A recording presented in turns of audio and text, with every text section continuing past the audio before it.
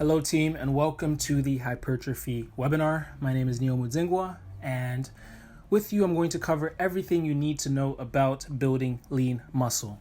Now, if you give me 5 minutes, I'm going to cover pretty much a decade worth of making silly mistakes, doing the wrong things, learning the right things the hard way. And I still see every day a lot of people doing the wrong things because they simply just don't know the technicalities, the little details, the different mechanisms that go into building muscle and how to build muscle efficiently. So just give me a little bit of time. I'm going to cover everything you need to know to build muscle efficiently. Now, if you have a question, there should be a chat box on the left or the right. Just pop a question in there and I'll try to get back to you within 5 minutes. If you have an urgent, maybe privacy requiring question, you may email me at neo@neoactive.com. All right, team, what to expect? We're going to cover the two types of muscle fibers. We have type 1, type 2. We have fast twitch, slow twitch. We're going to cover the differences and how to activate and work both of those and why we have two different types. We're going to cover maximizing motor unit recruitment. So essentially, your type 1 and type 2 muscle fibers are connected to motor units. We're going to talk about how to get those really firing and how to not spin your wheels in the gym, doing the same thing, not making results. We're also going to cover the 3 actions that generate hypertrophy. That is key. And we're going to cover metabolic stress and what I call the perfect trifecta. So this is essentially, we're talking about the chemical side of things. We're getting right inside the cell. And we're also speaking about hormones, as well as the importance of understanding training variables. So team, we have about 6 training variables, such as intensity, volume, tempo, time under tension. Team, all of these are key. We need to understand what all these variables are because this is essentially why people are grinding their gears. They are on a linear path. They just don't know all the little details that go into building muscle. All right, before I get worked up, we're also covering the advanced hypertrophy protocols, and we're going to talk about MTOR. Oh, I gave the secret away. We're talking about the master controller of protein synthesis, why it's important, and how to make sure we're making the most of it. Make sure we're turning it on. We're going to cover about 7 or 8 training methods that you will need. So training methods are essentially manipulating these variables as well as a few other things, but manipulating these variables to make sure you're getting the most out of your muscles and the most out of your joints. Okay, team? All right, let's kick it off. So first off, we all know, I hope we all know, it's easy to make gains at the beginning. It's easiest to see the most progress in the first 6 weeks when your body's first adapting to the new demands you're imposing on it. Just take a look at the difference between male and female. Our bodies are different. Genetically, we're definitely different. However, for both males and females, it's about at the 6+ months mark that the gains start to taper off. So just the whole point of this is to set your goals or your expectations to be as realistic as possible. This is not a 6-pack shortcut course, and 6-pack shortcuts don't exist. Folks, this is a lifestyle, so we're going to talk about incorporating this smoothly into your life and making it lifelong habits so that you live healthy, long, pain-free lives. All right, so let's get right into the muscle cell. So we have 2 types of muscles, folks. We have type 1 slow twitch oxidative muscle fibers, and then we have type 2 fast twitch glycolytic muscle fibers. The slow twitch muscle fibers are essentially converting chemicals from the air, well, specifically we're speaking about oxygen, and using that to create energy for the muscle to produce a force. Now, the difference with the slow twitch and fast twitch is the fast twitch is essentially using energy that's already stored in the sarcoplasm. The sarcoplasm is just, we'll get into that later, but it's fluid around the muscle fibers. So we have glycogen stored in our sarcoplasm, and then our fast twitch muscles use already stored energy to produce hard, fast, explosive force, whereas a slow twitch muscle fibers they're relying on oxygen, so you're breathing to keep yourself going. And as you work, you're building up metabolites or lactate or essentially pollution from, okay, let's not jump the gun. 2 types of muscle fibers. Let's get a little deeper. So folks, want to remember that the first Olympia was, I think it was 1964, 1965.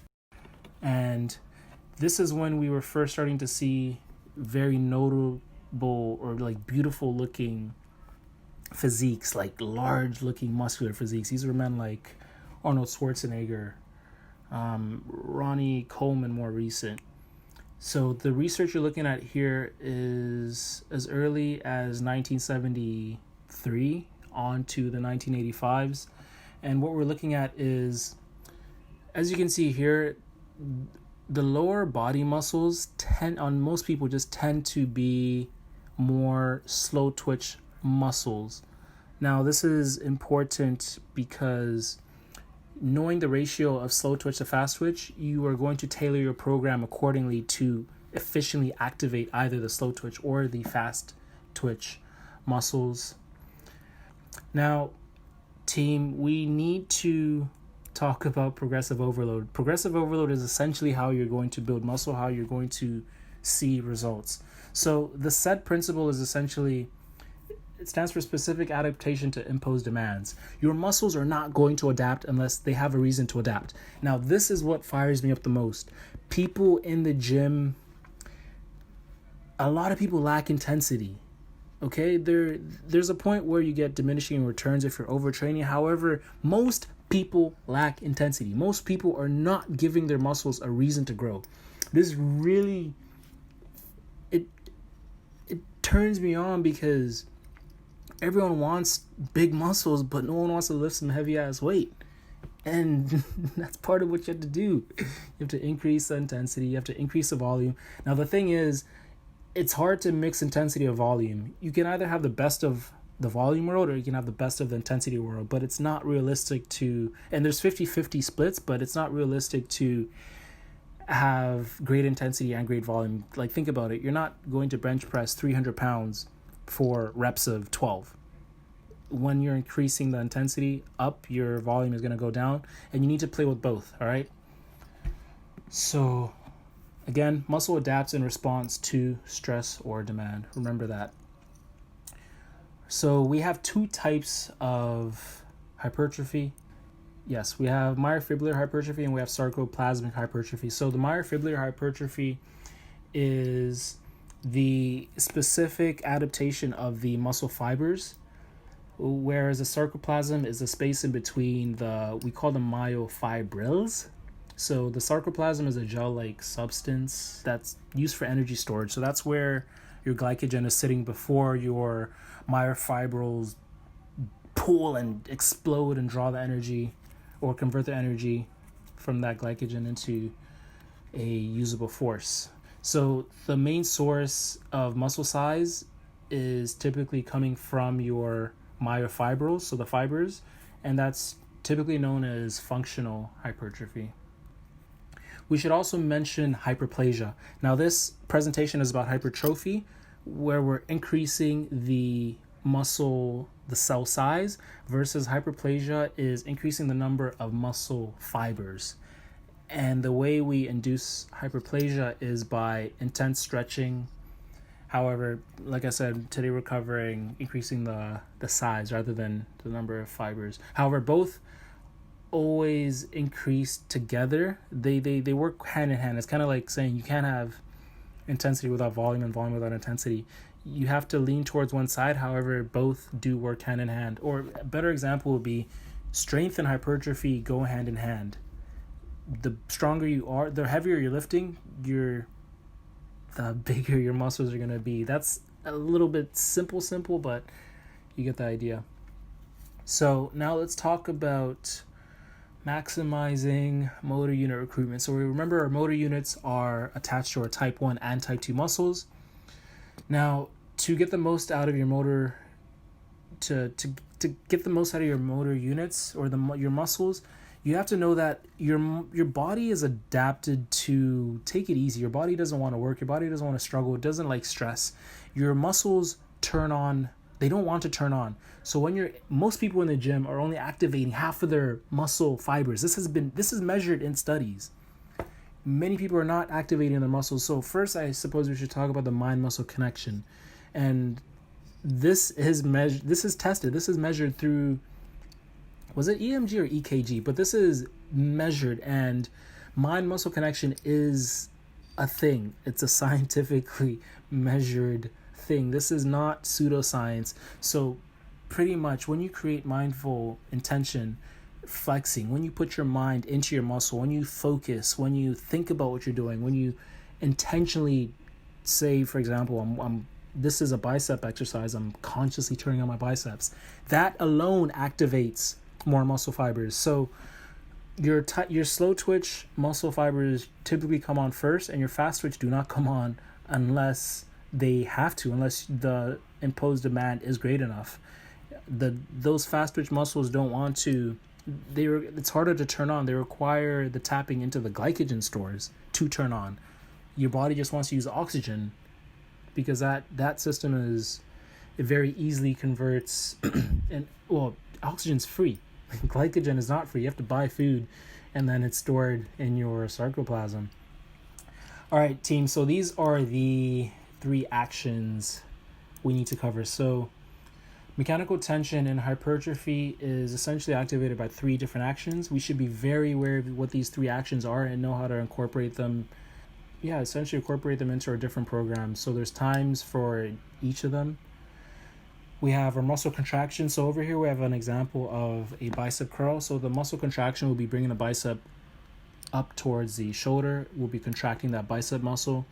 Action 3 will be an eccentric. So eccentric would be the contraction, but in the lengthened position. So this is, for example, when we're lowering the dumbbell, that is the eccentric motion. And then action number 2, an isometric contraction, would be holding in one place. So that may be a 4-second hold at the lower, upper, whichever position. And the way you strengthen your muscle with the isometric contraction, or wherever you hold that isometric hold, that is what you strengthen. So like, let's say you're learning how to do pull-ups. If you're holding at your weakest part, that is building strength at that specific, at that hold, at that where you have that isometric contraction. All right, team, let's talk about the master controller in protein synthesis. So this is exactly what we're trying to turn on, what we're trying to activate when we are working out. MTOR is essentially the captain's deck. These are the buttons that stimulate our growth. We need to activate MTOR. So MTOR is activated through resistance training. The best actions to activate MTOR, and MTOR is a cell signaling pathway. It's essentially what says it enables muscle protein synthesis. Okay, so the 2 best actions to activate your MTOR are eccentric actions and isometric actions. Not as much from concentric actions, but if you're performing resistance training, you're probably incorporating both actions into your program. And MTOR is a green light for some of our growth hormones, IGF-1, regular growth hormone, and the production of lactate increases growth hormone factors and stimulates MTOR. Lactate is essentially the pollution produced when you exhaust the muscle, when you use the muscle. When you convert either glycogen or oxygen into your force, you're left with a byproduct, and that is lactate, lactic acid. Now, in terms of protein intake, there is an upper limit, and of course there's a lower limit. So 1.7 to 2 grams of protein per kg is good, is ideal. However, and this is also assuming you don't have an excess of body fat. If you are losing weight while trying to put on muscle, I recommend actually measuring 1 gram per lean pound of body weight as the total grams you should get per day versus this 1.2 or 1.7 to 2 grams of protein per kg of body weight. Now, Leucine is also particularly important because it upregulates protein synthesis by activating mTOR. And leucine is one of the 3 BCAAs. So we have leucine, isoleucine, and Valium. And after the 3 BCAAs, we actually have 9 essential amino acids. So and you need all amino acids to get the most out of your muscle protein synthesis, by the way. Now, we should also think about insulin. So as insulin goes up, mTOR is also activated. So we want to make sure we have our healthy fats or omega-3s in our diet. We might cover that in more of omega-3s in this presentation. All right, team, let's talk about the chemical side of things. So metabolic stress. Now, metabolic stress depends on a buildup of the metabolites within the cell. So your metabolites are essentially that pollution we're producing after we convert our energy into force for our muscles to perform some action. And if you push hard enough, you essentially get the pump, that is the swelling of your muscle. That's why once you've completed about 30-40 minutes in your workout, you're usually feeling pumped, looking big. That is essentially the pollutants drawing in water into the cell, pulling in water into the cell, as well as your cells are now filled with blood. So our 3 metabolic stress factors are fiber recruitment. We're trying to activate all the motor units, elevated hormone levels, as well as that cell swelling.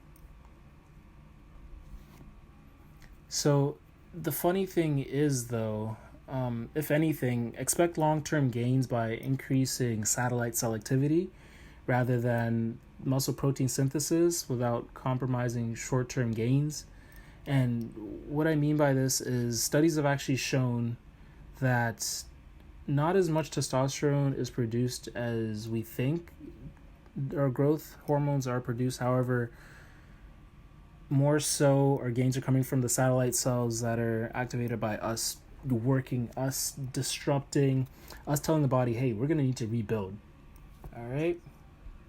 Testosterone research shows that the increase in hormones is almost significant. We might be more so depending on the satellite cells there to repair our damaged muscles.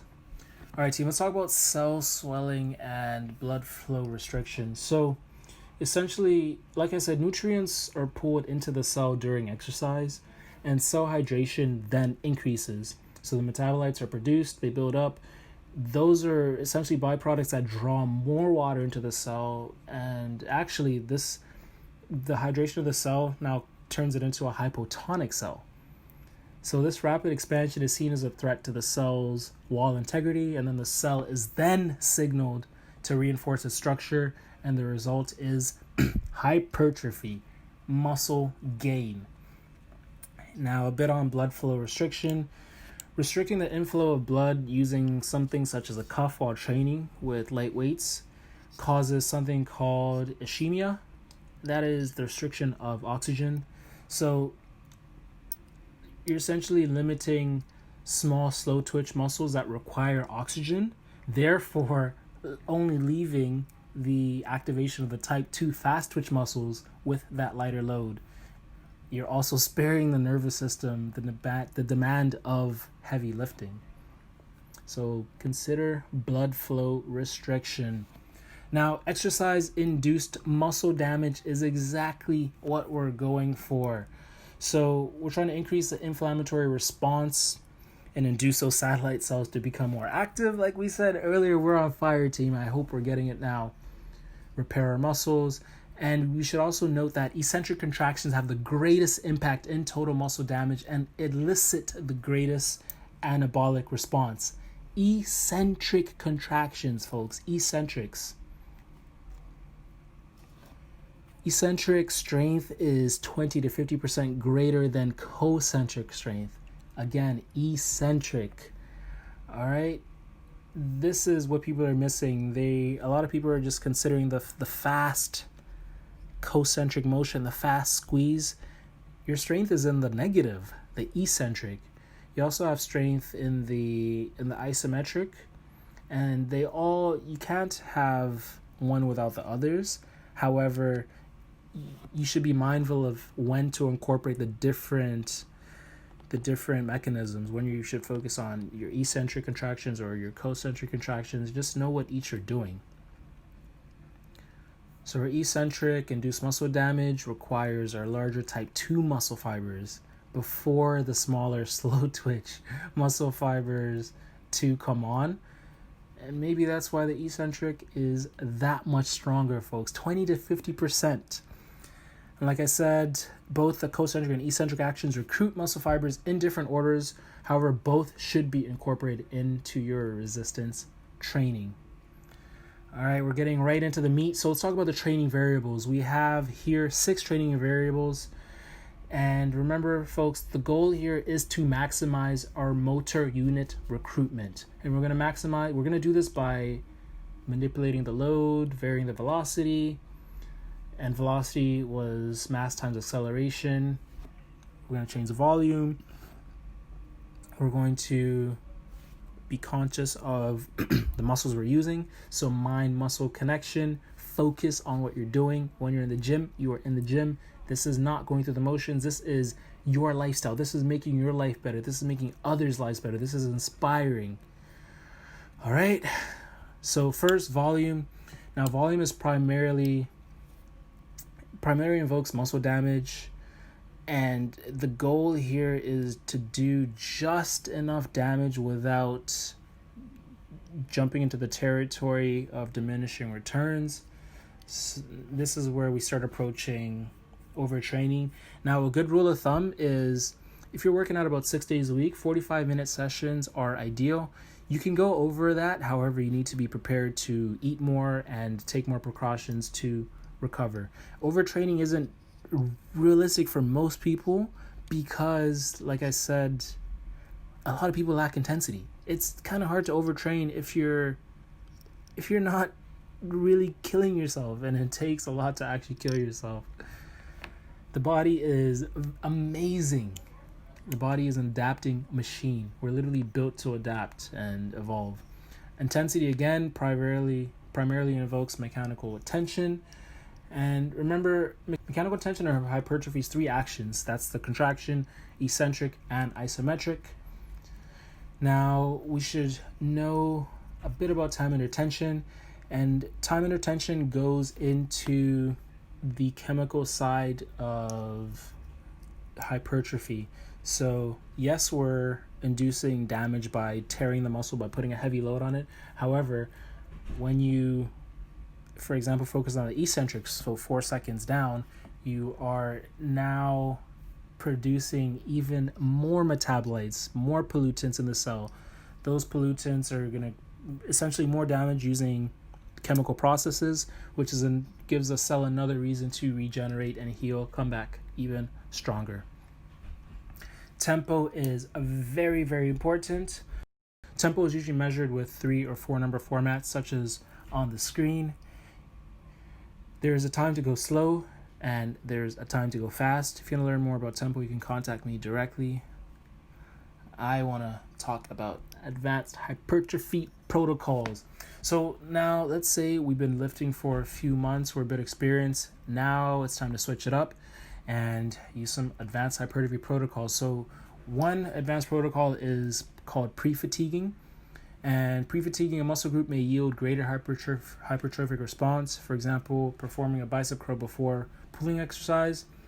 Or if we're thinking of a whole muscle group team, think of maybe once we're 4 or 5 months in, we're a bit advanced, we might try maybe a giant set training method. So giant sets, we're sticking to one muscle group set after set, and there's very little rest between sets. So let's say we're working the posterior chain, the muscle group at the back of our body. We might first deadlift and really activate those quads, those glutes. And then after the deadlift, we might bent over row. That's still the posterior chain, working the back, working the hamstrings. And then we might bent over reverse fly. We're still hitting that back muscle. And then we might lat cable pull down. All right, you see how we're sticking on that muscle group set after set after set after set, and then we rest. It's kind of like a triple set, superset, a big superset. So this is exactly why you're here. Let's talk about periodization. So we need a plan when we're in the gym, and you need to be planning up to a year in advance. 2 years is good, however, up to a whole year. And in that year, you should be able to see your different training phases. So every training phase, I call them methods. Our training methods are in our mesocycles. So in our mesocycles, we might have methods such as, we're working on drop sets for 5 to 6 weeks.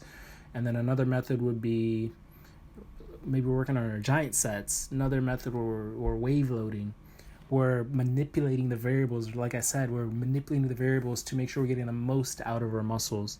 Our body needs a reason to adapt, needs a reason to change, needs a reason to grow. And then our microcycles are typically measured in a week.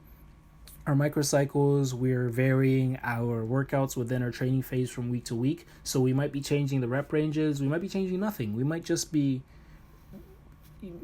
having our body adapt to simply resistance training. However, the deeper we go in, we start to incorporate wave loading protocols, advanced hypertrophy protocols, all the little details that make you grow. And then the macro cycle is essentially that's your 1 year picture. That's the big picture. All right, so let's get to our big idea. So this is our great plan. A few different training methods we'll go over here. I personally teach hypertrophy through 7 to 8 training methods. Not necessarily in this order, but it's typically good to kick it off with a high frequency training method.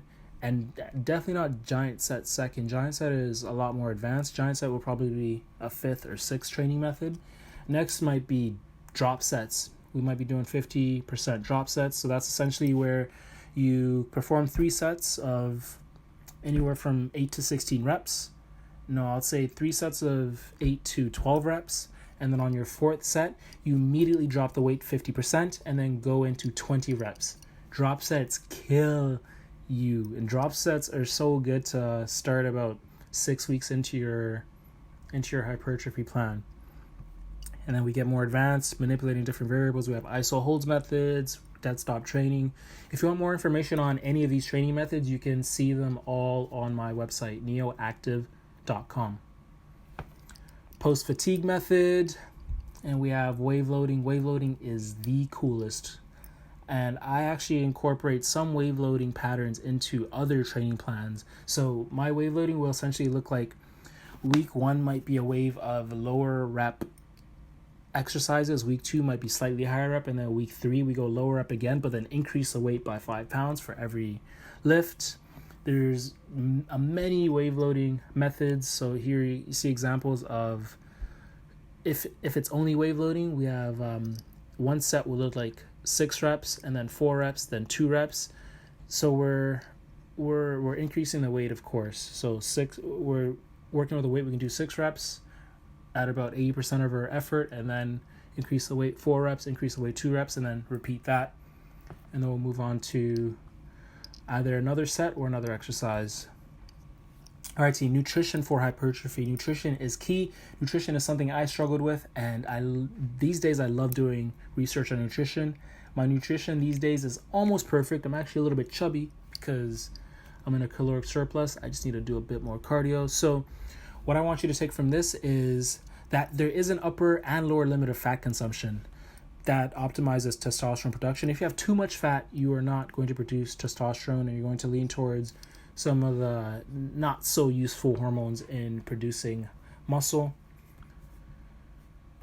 And so that's why essentially you should eat clean. Focus on getting your protein intake right, and then everything else should fall in place. Now let's talk about gluconeogenesis, and that's the breakdown of bodily tissue like proteins to create the glucose for fuel. And you should know that 80% of our energy comes from glycolysis. So a lot of our energy is coming from food that's been digested and stored for use later. In terms of meal frequency, It depends. It depends on person to person. I get hungry every 3 to 4 hours, so that's my meal frequency. Um, I always have a green smoothie in the morning, and then I usually have two big solid meals, and then I'll try to have one or two liquid or lighter meals in between, and then sometimes a snack at night. Now let's speak about nutrient timing. So I want everyone to make sure that they have enough omega-3s in their diet, otherwise their insulin levels will be out of whack. So something like 2 eggs a day is okay, or supplements, omega-3 supplements, or fish. So I personally don't eat eggs at all. I stopped eating eggs about 1 or 2 years ago. I make sure I get salmon every single month. So I'm eating salmon once, twice, sometimes 3 times, or just fish, really. I prefer salmon though. So I get my fatty acids from fish. Omega-3s are very, very important for our insulin sensitivity.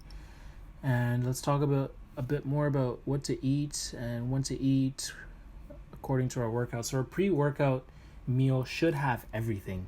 Our pre-workout meal is there to sustain our energy, hydrate us, boost our performance, preserve muscle mass. It needs everything: fats, proteins, carbs, and increase our rate of recovery. Our intra-workout meal, however, same goals as our first meal. However, it does need to be liquid, and the key here is for fast absorption. So we can have a shake. We can have a green smoothie, or we can have a green shake with some essential amino acids in our intra-workout meal. We'll drink that while we're working out. And then, here are EAAs. So EAAs are essential amino acids, and you need all 9. So I don't like BCAs because it's just our leucine, our isoleucine, our Valium. However, to skyrocket that muscle protein synthesis, to get the most out of our body, we need to make sure we're getting in all 9 amino acids. Now, last meal or post-workout meal should be solid. Now, with this meal, as you can see, there's a tiny bit of vegetables because I'm all about long-term health. Typical North Americans have the most acidic diet, and vegetables are typically alkaline in nature. So our vegetables balance out the acidity produced, by foods such as the meat in our diets, the processed things in our diets. However, for the post-workout, you kind of don't want too many vegetables. We more so want to keep the muscle protein synthesis going for as long as possible. So we want to stay anabolic. So we do need solid foods. However, make sure your solid food gets our protein requirements, but just don't depend too much on veggies for this meal. More so, make sure you get your veggies every single morning in that smoothie like I do. It's a very simple and easy way to manage weight. All right, that's it. Thank you so much for watching, and to show my appreciation to you for watching, because I know this must mean you're serious about your results in the gym, I'm offering personalized online coaching for 50% off the regular price if you sign up right now. That's essentially me setting you up with a customized, periodized workout plan and nutrition plan through my app. And all right, take care. Have a great day.